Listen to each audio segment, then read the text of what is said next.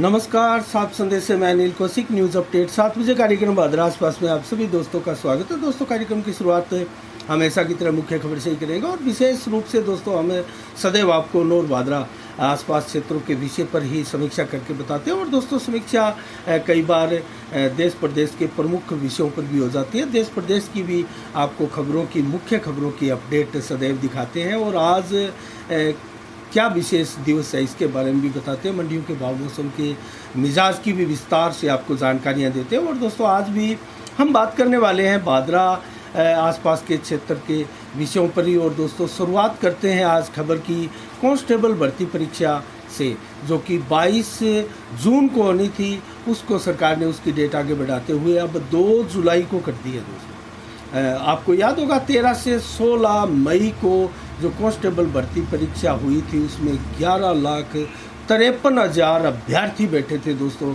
और उसका जो सेकंड शिफ्ट का पेपर हुआ था वो लीक आउट हो गया था। और उसके बाद में 14 मई को पेपर रद्द कर दिया गया। परीक्षा दोबारा होनी निश्चित हुई और उसकी डेट जो है वो 22 जून को फिर आई थी। और उसको अब बढ़ाते हुए 2 जुलाई को कर दिया है। तो सभी अभ्यर्थी ध्यान रखें, इसको 2 जुलाई कर दिया गया है। और लगभग 4,388 पदों के लिए ये कांस्टेबल भर्ती परीक्षा होनी है। तो इसके साथ ही दोस्तों, राज्यसभा के चुनाव अब एकदम सर पर आ चुके हैं। उल्टी गिनती शुरू हो चुकी है। परसों 10 जून को चुनाव होंगे। और जिन 16 सीटों के ऊपर देश में चुनाव होने जा रहे हैं, क्योंकि 41 सीटों पर निर्विरोध पहले से निर्वाचित हो चुके हैं राज्यसभा सदस्य। 16 सीटों में दोस्तों राजस्थान की भी 4 सीटें हैं, जिनमें से 3 कांग्रेस के खाते में जाती हुई आसानी से दिखाई दे रही है और 1 भारतीय जनता पार्टी के खाते में आसानी से जाती हुई दिखाई दे रही है। तो क्या इसमें कोई ट्विस्ट आ सकता है?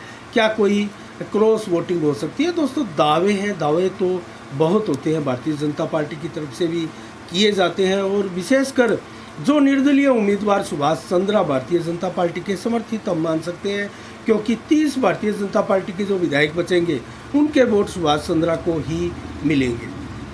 तो कुल वोट चाहिए 41, लेकिन सुभाष चंद्रा का दावा है कि उनके पास 9 वोट और है, अर्थात 30 + 9 39 वोट। 2 वोट अभी भी कमी है, बाकी है। इससे दोस्तों एक पुष्टि तो ये होती है कि सुभाष चंद्रा जब अल्पमत में है, उनके पास 41 का दावा भी नहीं है, तो कांग्रेस के पाले में अब 126 जैसा कि कांग्रेस दावा कर रही है, वो कहीं ना कहीं संख्या बल एकदम स्टिक है और सही है।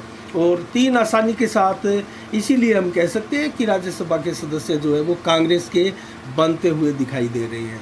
तो आने वाले दिनों में क्या हो सकता है? और सुभाष चंद्रा के दावे तो बहुत बड़े हैं। कांग्रेस के विधायकों में एक प्रकार से क्रॉस वोटिंग की बात इन्होंने की है, लेकिन ये दोस्तों बयान होते हैं सामने वाले खेमे में खलबली मचाने के लिए, विधायकों में असमंजस की स्थिति पैदा करने के लिए। इनमें ज़्यादा दमखम दावों में नहीं होता। ये राजनीतिक स्टंट होते हैं, हथकंडे होते हैं, जो अक्सर नेताओं द्वारा अपनाए जाते हैं। और जो हारता है वो कुछ स्टंट ज़्यादा ही दिखाता है। ऐसी रीति रिवाज राजनीति में सदैव के लिए है।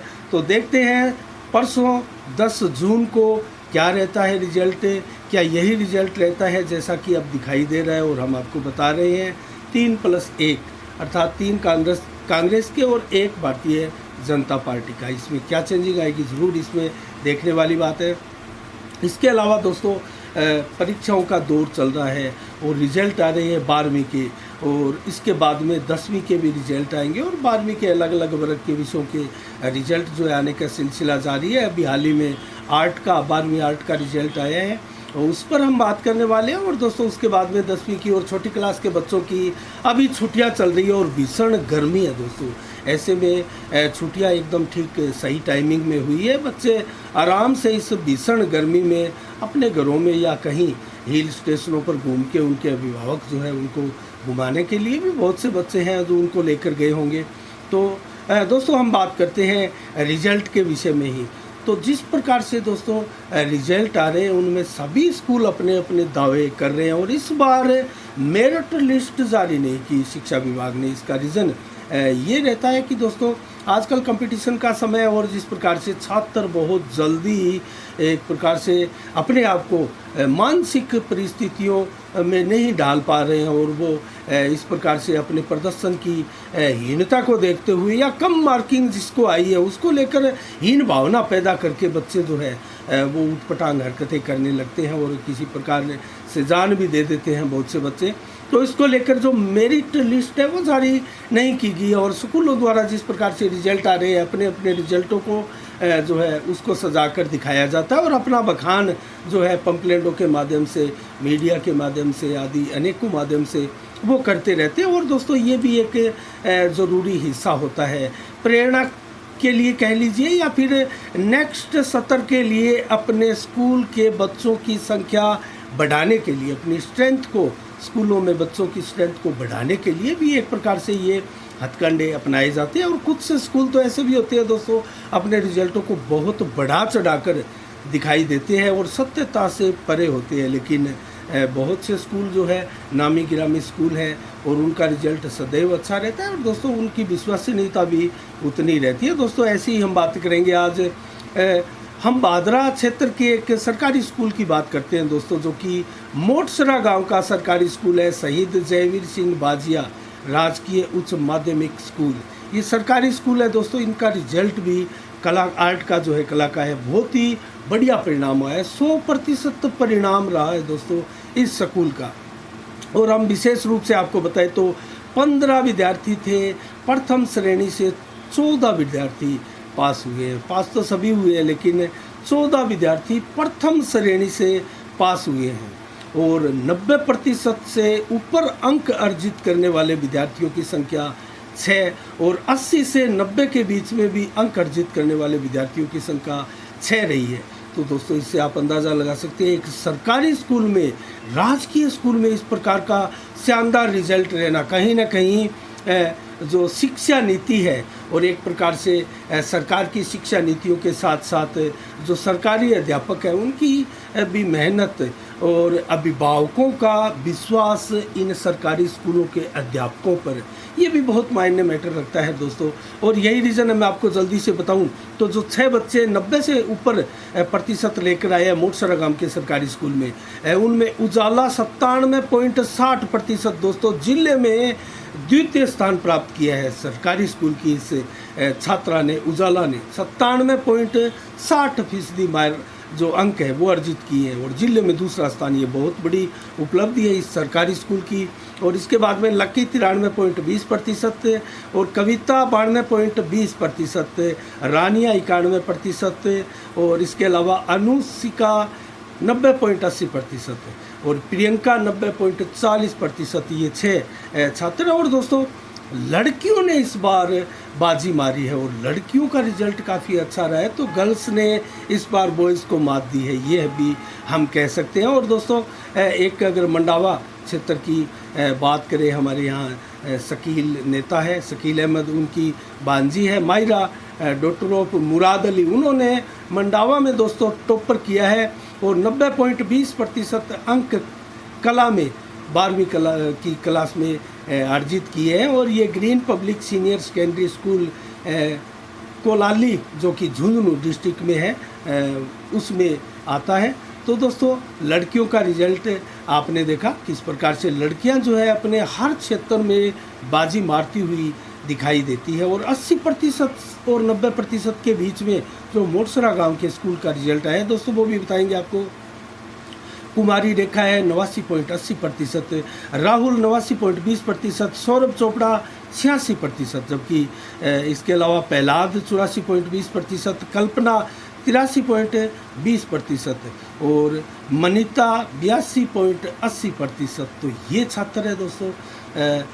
हमारी बहुत बहुत शुभकामनाएं इस सरकारी स्कूल के इन तमाम छात्रों की। इसके अलावा दोस्तों हम बात करें आज कानपुर हिंसा की, तो समाजवादी पार्टी के 2 विधायकों का इसमें नाम आया है। एक व्हाट्सएप का ग्रुप था और उस ग्रुप के ये दोनों विधायक एडमिन थे। और इनके नाम मैं बताऊं तो अमिताभ और इरफान कुरैशी, और जो ग्रुप का नाम था वो निज़ामुद्दीन ग्रुप का नाम था दोस्तों। और इसमें ये दोनों ग्रुप के एडमिन थे।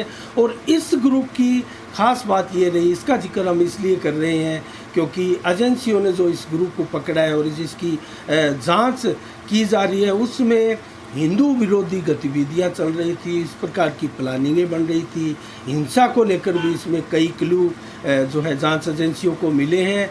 जबकि इसकी सूचना मिलते ही एक विधायक अमिताभ ने ग्रुप से लेफ्ट कर लिया, लेकिन पुलिस का शिकंजा दोस्तों लगातार कसता जा रहा है। और उसके ऊपर टीवी चैनलों में भी अब डिबेट छिड़ चुकी है कि हिंसा जैसी घटनाओं में किसी विधायक या सांसद का शामिल होना दोस्तों बहुत ही चिंताजनक बात है। क्योंकि जनप्रतिनिधि जो होते हैं दोस्तों, कहीं ना कहीं उनका काम जनता को एक प्रेरणा देना होता है। और ऐसी प्रेरणा अगर वो देने लगे, हिंसा की सीख अगर पाठ अगर पढ़ाने लगे, तो फिर इस देश का क्या होगा।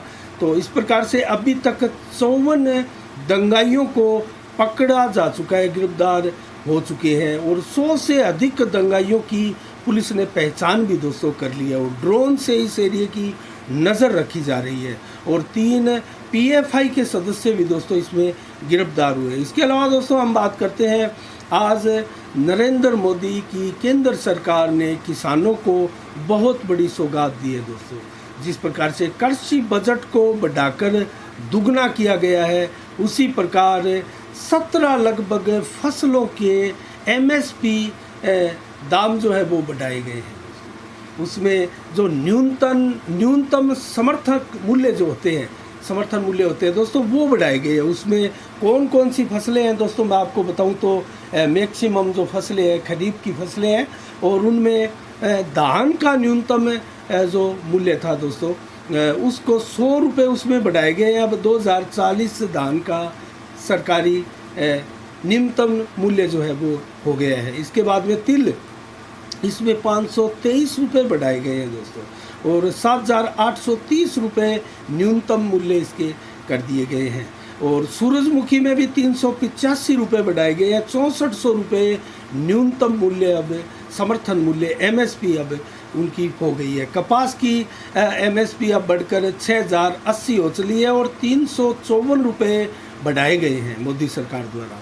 सोयाबीन में भी 350 रुपये बढ़ाए गए हैं।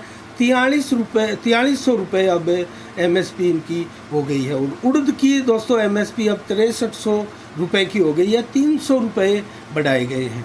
इसके अलावा मूंगफली में 300 रुपये बढ़ाए गए हैं, 5850 एमएसपी अब हो गई है। और मक्का में 92 रुपये बढ़ाए गए हैं और इसकी एमएसपी अब 1962 रुपये हो गई है।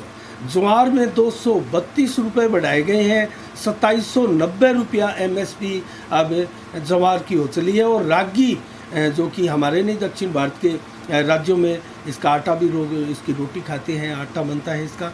तो रागी का समर्थन मूल्य जो है अब 3538 हो चला है और 201 रुपये इसका समर्थन मूल्य जो है वो बढ़ाया गया है। और तुअर का 300 रुपया बढ़ाया गया है दोस्तों, 66 रुपया एमएसपी अब हो चला है। इसके अलावा बाजरा का भी 100 रुपया बढ़ाया गया है, पहले 2250 था, अब 2350 रुपया प्रति कुंटल हो गया है। तो दोस्तों ये एमएसपी केंद्र सरकार द्वारा बढ़ाएगी और कृषि बजट को बढ़ाकर अब लगभग डबल अर्थात 1,26,000 करोड़ रुपए कर दिया गया है। अनेकों योजनाएं कृषि क्षेत्र में किसानों के लिए दोस्तों अब नरेंद्र मोदी सरकार देने वाली है। तो कुल मिला के किसानों के लिए केंद्र सरकार काफ़ी और भरसक प्रयास कर रही है, इसमें कतई कोई दो राय नहीं है। तो दोस्तों इसी के अलावा अन्य खबरों की ओर रुख करें तो बिजली उपभोक्ता संघर्ष समिति के बैनर तले नेत्राणा में लगातार दोस्तों धरना जारी है। और पिछले दिनों जिस प्रकार से कनेक्शन काटने और जो विभाग द्वारा जो बिजली के बिलों को बढ़ा नहीं रहे थे, लोग जमा नहीं करवा रहे थे, उनको लेकर 200 पुलिसकर्मियों के साथ गांव में छापेमारी की गई और वसूली की गई। और कनेक्शन बड़ी संख्या में 700 से अधिक कनेक्शन काटे गए थे। उसको लेकर ग्रामीणों में आक्रोश है और कनेक्शन बहाली की मांग भी कर रहे हैं और उनकी राज्यव्यापी भी कई मांगे हैं। तो दोस्तों इस प्रकार से मांगों को लेकर लगातार जो है बिजली उपभोक्ता संघर्ष समिति के बैनर तले किसान धरने पर बैठे और पूरा का पूरा नेठाना गांव दोस्तों जैसे सरकार के खिलाफ डटकर खड़ा हो गया हो। और विधायक पूर्व भाजपा विधायक संजीव बेनीवाल ने भी दोस्तों आज धरना स्थल पर पहुंचकर उनको समर्थन दिया और उनके साथ कंधे से कंधा मिलाकर जो है साथ चलने की बात भी कही। और विधायक पूर्व भाजपा विधायक संजीव बेनीवाल ने दोस्तों आक्रोश व्यक्त करते हुए इस मौके पर आज कहा कि जिस प्रकार से कनेक्शन काटने की इस भीषण गर्मी में विभाग द्वारा क्रूरता की गई, इसके नतीजे यहाँ के जनप्रतिनिधियों को भी भुगतने होंगे और यहाँ के प्रशासन को भी भुगतने होंगे और सरकार को भी भुगतने होंगे। तो इस प्रकार संजीव बेनीवाल ने दोस्तों जाकर बिजली उपभोक्ता संघर्ष समिति के बैनर तले मंच पर भी बैठे और जाकर धरनार्थियों के बीच में भी बैठे और उनको समर्थन भी दिया। इसी के साथ दोस्तों राज्यसभा के चुनाव हमने आपको बताया ही था और जिस प्रकार से रेवड़ियाँ बांटी जा रही है, बजट के समय रेवड़ियाँ बंटती है दोस्तों जिस प्रकार से, उसी तर्ज पर विधायकों को अपने बाड़ाबंदी में लाने के लिए और राज्यसभा का वोट करने के लिए संभवतः अशोक गहलोत सरकार द्वारा बहुत सौगातें आजकल विधायकों को दी जा रही है। उसी कड़ी में अगर हम बात करें तो आज गोगामेडी, खुइयाँ और पल्लू थाने को सौगात दी गई अमित चचाण के थ्रू। जो नौर के विधायक हैं अमित चचाण, उनकी ये उपलब्धियां आज निकल कर सामने आई है। गोगामेडी, खुइयाँ और पल्लू जो थाने थे उप निरीक्षक स्तर के थाने थे जिनको CI स्तर का कर दिया गया है दोस्तों। तो ये सौगात दी गई है। और अगर हनुमानगढ़ ज़िले की बात करें तो जिले भर में दोस्तों हनुमानगढ़ का जो सदर थाना था उसको भी CI स्तर का किया गया है, गोलूवाला थाने को भी CI स्तर का कर दिया गया है और तलवाड़ा का थाना जो है वो भी CI स्तर का कर दिया गया है। और इसी के तहत ही दोस्तों कल हमने आपको बताया था हमारे बादरा क्षेत्र के भी मलखेड़ा, बिरान और जानसल गाँव को अंग्रेजी माध्यम स्कूल के लिए घोषणाएं हुई है। तो इस प्रकार से विधायकों को बहुत कुछ अभी मिलने वाला है, 2 दिन है, अभी भी घोषणा और भी हो सकती है। तो इस प्रकार से लगातार राजस्थान सरकार जो है वो घोषणाएं दे रही है, लोगों को सौगात दे रही है, लेकिन अंतिम बजट जो सरकार का होगा वो भी निश्चित रूप से जिस प्रकार से अशोक गहलोत सरकार पिछले कई सालों से दबाव में आई है और उनके विरुद्ध में जो साजिशें एक प्रकार से सचिन पायलट के रूप में भी साजिश सामने आई थी और उसके बाद में आरोप लगे थे कि भाजपा के लोगों द्वारा, नेताओं द्वारा भी खरीद फरोख्त की यहाँ कोशिश की जा रही है, राजस्थान की अशोक गहलोत सरकार को अस्थिर करने की कोशिश की जा रही है। उससे भी इन सारे प्रकरणों से दोस्तों अशोक गहलोत मुख्यमंत्री जो है बहुत ही मंजे हुए और शानदार मुख्यमंत्री के रूप में इनका नाम है। और दोस्तों कांग्रेस में तो ये आला दर्जे के नेता माने जाते हैं, अर्थात जो शीर्ष नेताओं की जो टीम है कांग्रेस में, उन शीर्ष नेताओं में अशोक गहलोत का नाम आता है। और अशोक गहलोत जैसे ऐसे सुलझे हुए और सुदृढ़ नेता और जो मुख्यमंत्री है और शानदार मुख्यमंत्रियों में इनकी गिनती होती है, उनके लिए भी परेशानियों का सबब राजस्थान में घटने का नाम नहीं ले रहा, जबकि परेशानियां बढ़ती ही जा रही है। और अब जब 10 जून को ये जो राज्यसभा का चुनाव होना है उसके लिए भी बहुत बड़ी चुनौती है दोस्तों, क्योंकि उनके पार्टी द्वारा ऊपर से थोपे गए 3 उम्मीदवारों को जिताने की जिम्मेवारी अशोक गहलोत के कंधों पर आकर टिक गई है। और वो कितना इसमें कामयाब होते हैं और किस प्रकार से उनको जिताने में अपनी भूमिकाओं का निर्वाह करते हैं, लेकिन उसके लिए दोस्तों अशोक गहलोत को, मुख्यमंत्री को बहुत सी कुर्बानियाँ देनी पड़ रही है और बहुत से अपने जो तौर तरीके हैं सरकार चलाने के, उनसे कहीं ना कहीं अलग हटकर जो एक प्रकार से लौह पुरुष जैसे फैसले लेने के लिए अशोक गहलोत को जाना जाता है, उन फैसलों के, उन विचारधाराओं के विपरीत भी आज मुख्यमंत्री को जो है फैसले लेने पड़ रहे हैं। और माकपा सहित हमारे बादरा क्षेत्र के विधायक बलवान पूनिया भी अब संभवतः कांग्रेस खेमे में ही वोट करने जा रही है। इससे दोस्तों चर्चाएं ये भी गर्म होती है कि क्या आने वाले समय में माकपा की टिकट से नहीं लड़कर कांग्रेस की टिकट से विधायक बलवान पुनिया चुनाव लड़ सकते हैं, क्योंकि जिस प्रकार से अंतिम चुनाव ही ये बड़ा चुनाव मान सकते हैं। अगले साल तो विधानसभा के चुनाव होने ही हैं 2023 में, अंतिम में दिसंबर माह में। तो अब 1 साल और कुछ माह का जो 1.5 साल का हम समय मानकर चल सकते हैं, ये 1.5 साल का समय है। इसमें ये 1.5 साल के समय में अंतिम चुनाव राजस्थान का मान सकते हैं बड़ा, और इसमें विधायक बलवान पुनिया की भूमिका भी आपसे छुपी हुई नहीं है और बहुत शानदार भूमिका इनकी रहने वाली है। और इस भूमिका पर आगे का भविष्य भी बलवान पुनिया का सामने आएगा दोस्तों।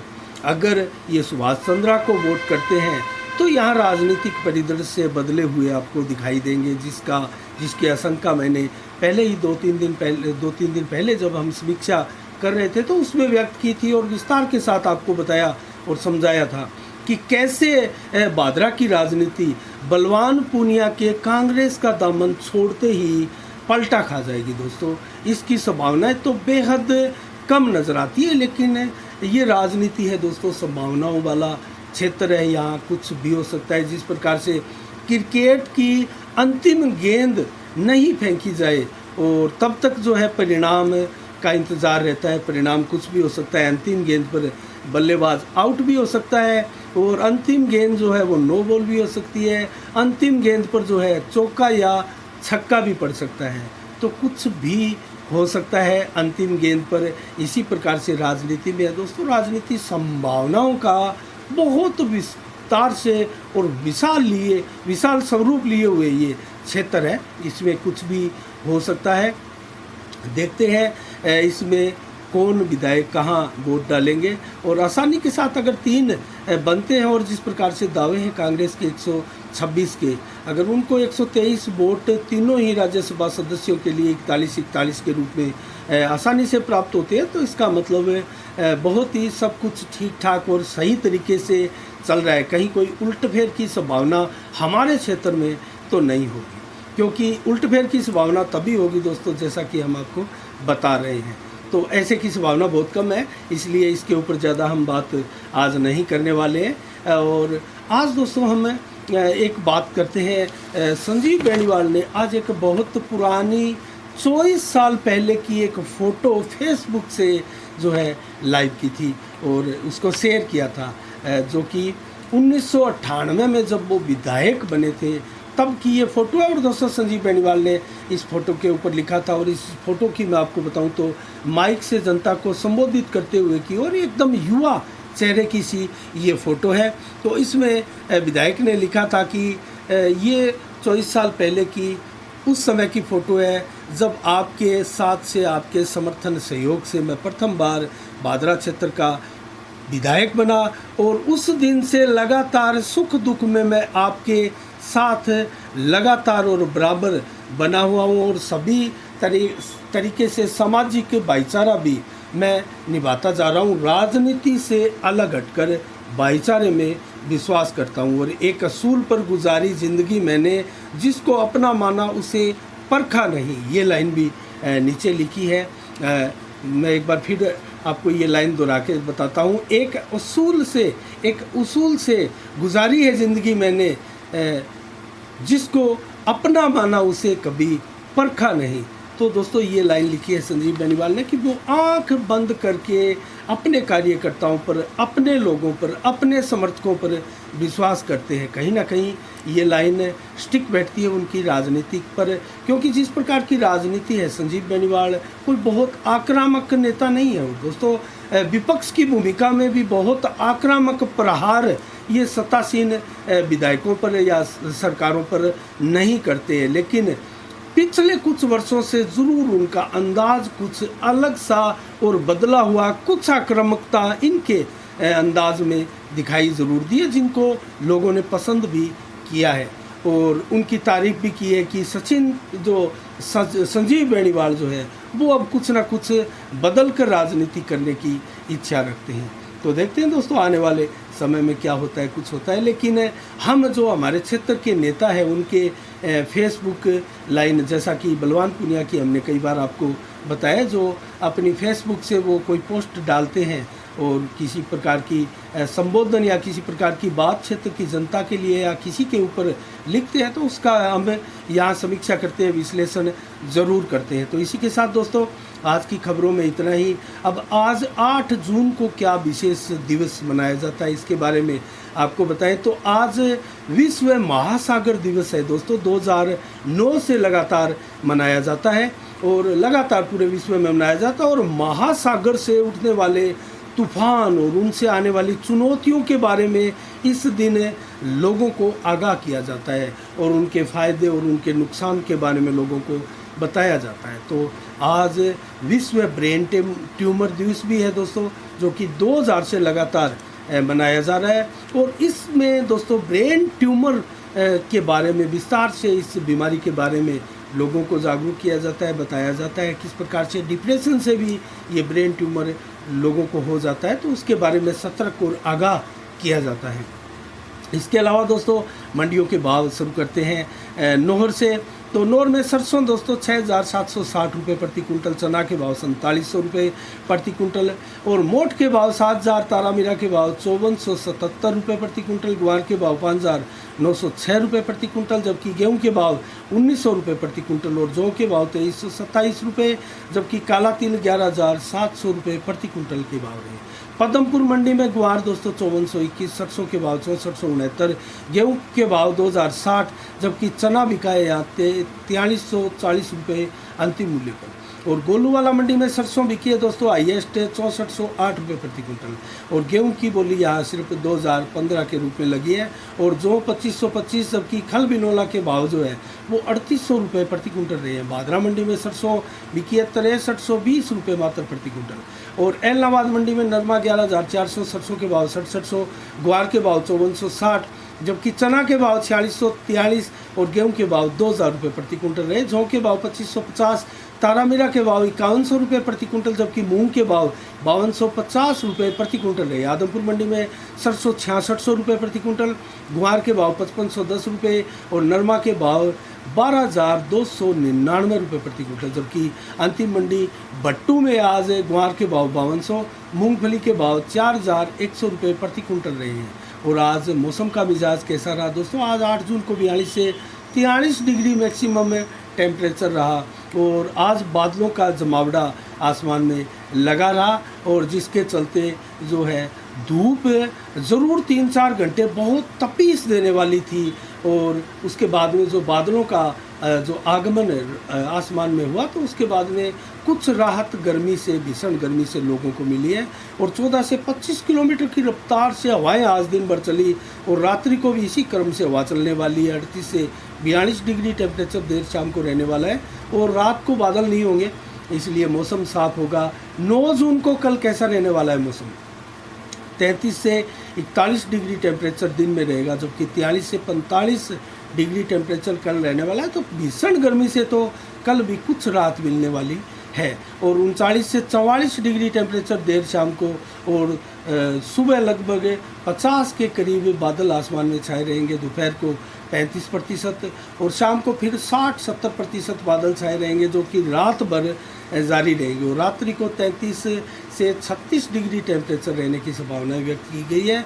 14 से 18 किलोमीटर की रफ्तार से हवाएं चलेगी। तो ये रहे दोस्तों आज के समाचार, आज के मंडियों के भाव, मौसम का मिजाज और आज का विश्लेषणात्मक खबरों का खजाना। दोस्तों कल ठीक शाम 7 बजे फिर आपसे रूबरू होंगे नई खबरों के साथ, नई समीक्षा के साथ। तब तक के लिए आप अपना बहुत बहुत ख्याल रखिएगा। मुझे दीजिएगा इजाज़त। साफ संदेश से मैं अनिल कौशिक। नमस्कार, जय भारत, जय जय राजस्थान।